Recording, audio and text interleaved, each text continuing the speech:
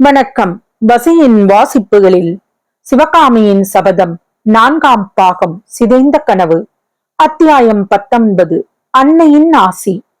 மறுநாள் பாண்டியன் நெடுமாறன் போனமகாதேவியிடமும் விடைபெற்றுக் கொள்வதற்காக அந்த மூதாட்டியின் அரண்மனைக்கு சென்றான். மகேந்திர பல்லவரின் பட்ட மகிழ்ச்சி அகமகிழ்ந்து முகமலர்ந்து நெடுமாறனை வரவேற்றாள். அச்சமயம் அங்கிருந்த மங்கையர்க்கரசி வெளியேற எத்தனித்த போது, குழந்தாய், ஏன் போகிறாய்?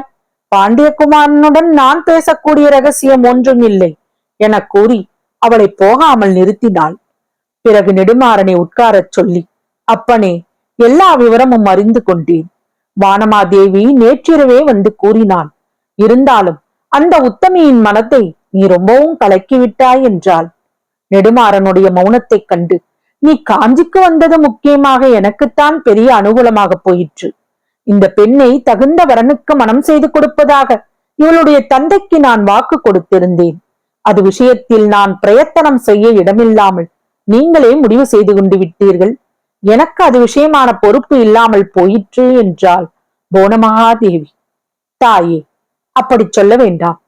தங்களுடைய ஸ்வீகார பெண்ணின் கல்யாண விஷயமாக தங்களுடைய பொறுப்பு தீரவில்லை. தாங்கள் பிரயத்தனம் செய்வதற்கு இடம் இருக்கிறது. கொஞ்சம் மங்கையர்க்கரசியை கேட்டு விடுங்கள். அவள் என்னை மணந்து கொண்டு தங்களுடைய பொறுப்பை தீர்த்து வைக்கப் போகிறாளா என்று.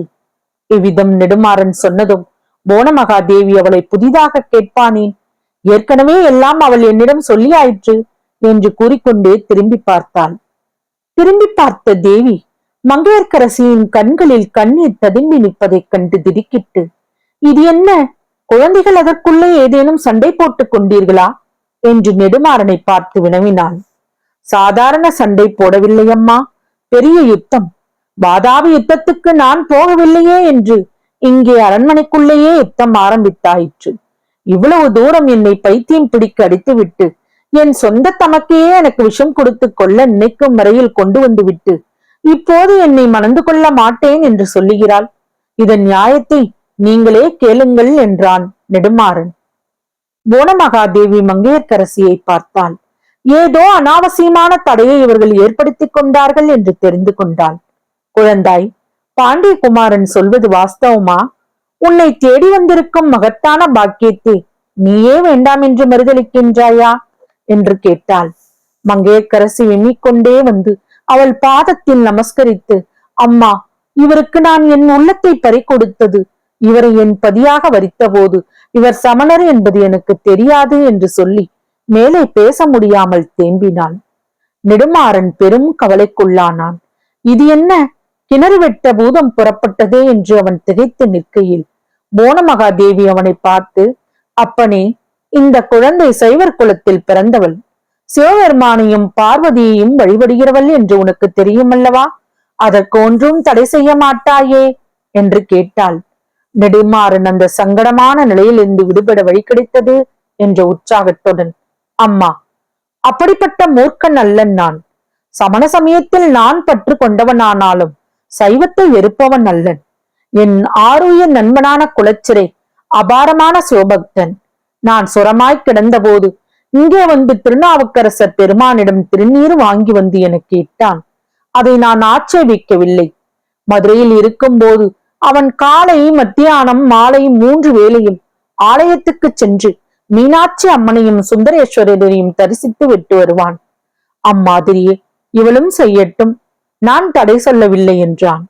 அப்போது தான் மங்கையர்க்கரசியின் முகம் முன்போல பிரகாசம் அடைந்தது.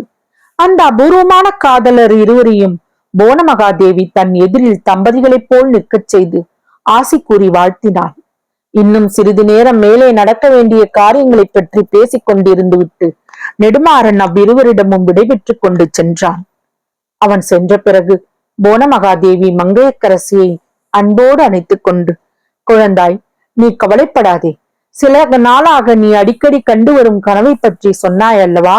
உன் கனவு நிச்சயம் பலிக்கும். நெடுமாறன் சிவபக்தியில் சிறந்தவனாவான். அந்த புண்ணியத்தை நீ கட்டிக் கொள்வாய் என்று ஆசி கூறினாள். நெடுமாறனிடமும் மங்கையர்க்கரசியிடம் இந்த கதையை பொறுத்தவரையில் நாமும் இப்போது விடைபெற்றுக் கொள்ள வேண்டும். அப்படி விடைபெறும் முன் நெடுமாறன் விஷயத்தில் போனமகாதேவியின் வாக்கு முழுவதும் உண்மையாயிற்று என்பதை மட்டும் குறிப்பிட விரும்புகிறோம். பிற்காலத்தில் நெடுமாறன் ஸ்ரீ சம்பந்த பெருமானின் பேரருளினால் சிறந்த சிவநேச செல்வனானான். யுத்தம் சம்பந்தமான அவனுடைய கொள்கையும் மாறுதலடைய நேர்ந்தது. 25 ஆண்டுகளுக்கு பிறகு பாதாபி புலிகேசியின் மகன் விக்ரமாதித்தன் தென்னாட்டின் மீது படையெடுத்து வந்து பாண்டிய நாட்டை அடைந்தபோது நெல்வேலி போர்க்களத்தில் அவனை பாண்டியன் நெடுமாறன் முறியடித்து தமிழகத்தின் சரித்திரத்தில் அழியா புகழ் பெற்றான். தொடரும்.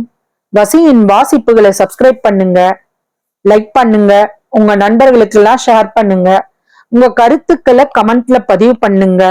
அப்பதான் எனக்கு உற்சாகமா இருக்கும். நன்றி.